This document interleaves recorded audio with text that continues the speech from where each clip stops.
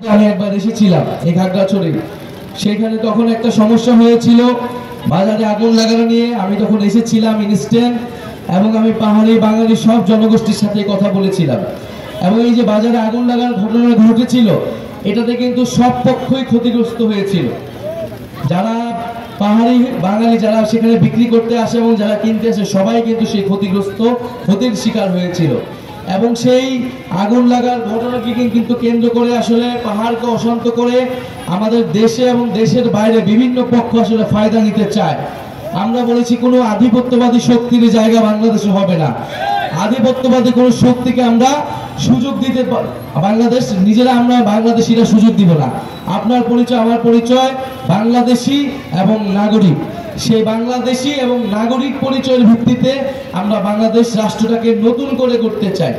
কারণ আপনারা আমরা সহনাগরিক, নাগরিকের মর্যাদা সমান, নাগরিকের অধিকার সমান। আপনি যেই জাতিরই হোক, যেই ধর্মেরই হোক, যেই লিঙ্গেরই হোক, আপনার আমার যে অধিকার সমান, সেই সমান অধিকার সেই সমান মর্যাদার জন্যই একটা গণ অভ্যুত্থান ঘটেছে, একটা নতুন বাংলাদেশের আকাঙ্ক্ষা তৈরি হয়েছে। আমরা চাই খাগড়াছড়ির মানুষ, আমরা যে জাতীয় নাগরিক পার্টি, এখানে নানা বাধা বিপত্তি আসবে, নানা ভয় আসবে। গত 50-54 বছর ধরে যারা রাজনীতি করতেছে তারাই রাজনীতি করবে। নতুন কোনো দল, নতুন কোনো শক্তিকে স্বাভাবিকভাবে কেউ জায়গা দিতে চায় না। কিন্তু আমরা চাই যে আপনারা ভয় ভীতি ভেঙে এগিয়ে আসবেন। আমরা ঐক্য এবং সম্প্রীতির মাধ্যমে নতুন দেশ গড়ব। যারা অন্য রাজনৈতিক দল আছেন, আমরা সবার প্রতি আহ্বান জানাবো যে দেশ গঠনের এই পাহাড়কে নতুন করে গঠন করতে, পাহাড়ের মানুষের অর্থনৈতিক, সাংস্কৃতিক, ধর্মীয় অধিকারের পক্ষে, রাজনৈতিক অধিকারের পক্ষে আমরা সবাই যাতে ঐক্যবদ্ধ হই, সবাই সেই জায়গাটা নিশ্চিত করে সেই আহ্বান জানাবো। আজকের অনুষ্ঠানে পথসভায় রেড জুলাই যারা আহত এবং জুলাই যোদ্ধা ভাইরা এসেছেন তাদেরকে আন্তরিক ধন্যবাদ এবং কৃতজ্ঞতা জানাই।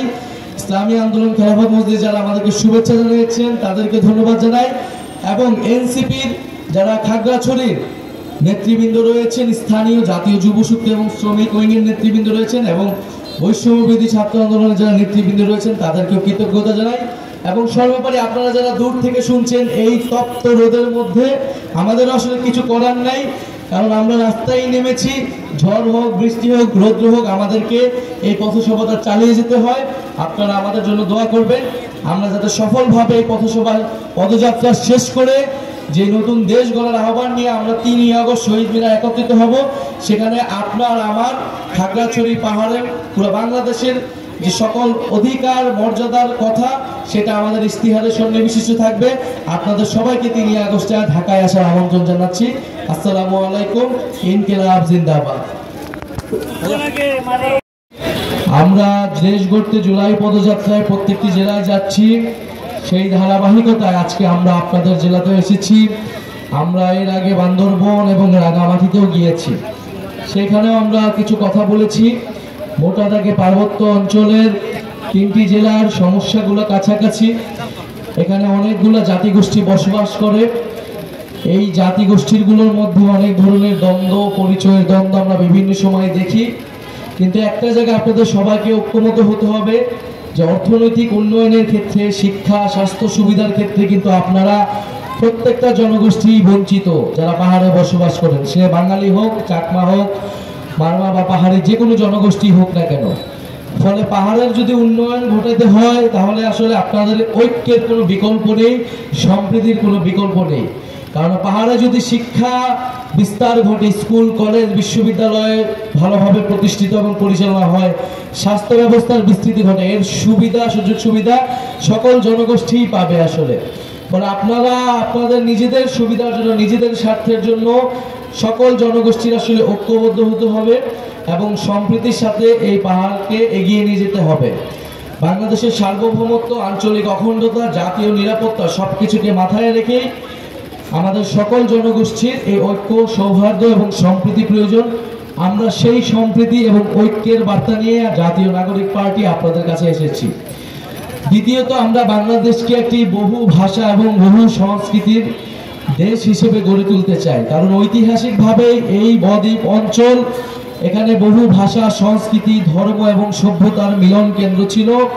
ফলে এটা আমাদের ইতিহাস, ঐতিহ্যের অংশ এবং এটা আমাদের শক্তির জায়গা যে আমরা কত বেশি বৈচিত্র্যকে ধারণ করতে পারে। একটা রাষ্ট্র কত বেশি বৈচিত্র্যকে ধারণ করতে পারে। আমাদের সংবিধানে এই বৈচিত্র্যকে অস্বীকার করা হয়েছিল। এই সকল জনগোষ্ঠীর অন্তর্ভুক্তি ৭২ সালে সংবিধানে নিশ্চিত করা হয়নি। এখানে জাতির সাথে জাতির বিদ্বেষ, ধর্মের সাথে ধর্মের পার্থক্য, সেকুলারিজমের সাথে ইসলামের বিভেদ, এরকম নানা রকম বিভেদ এই সংবিধানে জিয়ে রাখা হয়েছে। ফলে তার একটা নতুন রাষ্ট্র গঠনের যে সুযোগ সম্ভাবনা আমরা ৭১-এর মুক্তিযুদ্ধের মাধ্যমে পেয়েছিলাম সেটি আমরা হারিয়েছি। কিন্তু ২০২৪-এর পরে, গণ অভ্যুত্থানের পরে যে নতুন জাতীয় ঐক্য তৈরি হয়েছে, যে নতুন সম্ভাবনা তৈরি হয়েছে, এই সম্ভাবনা সুযোগ আমরা হারাতে চাই না। ফলে বিচার সংস্কার এবং নতুন সংবিধানের দাবিতে আমাদের এই জুলাই পদযাত্রা শুরু হয়েছে। আমরা চাই আপনারাও এই নতুন সংবিধানের দাবিতে, আপনার জাতিগোষ্ঠীর অন্তর্ভুক্তির দাবিতে, আপনার পরিচয় স্বীকৃতি এবং পাহাড়ি বাঙালি সবার মানবাধিকার, নাগরিক অধিকার, নাগরিক মর্যাদা নিশ্চিত দাবিতে সকলকে ঐক্যবদ্ধ হতে হবে, সকলকে এই দাবি উঠাতে হবে। পাহাড় হোক, সমতল হোক, আমাদের একটি নতুন সংবিধান লাগবে, একটি নতুন বাংলাদেশ লাগবে, একটি নতুন খাগড়াছড়ি লাগবে। অন্তর্বর্তী সরকার গঠনের পরে আমি যখন দায়িত্বে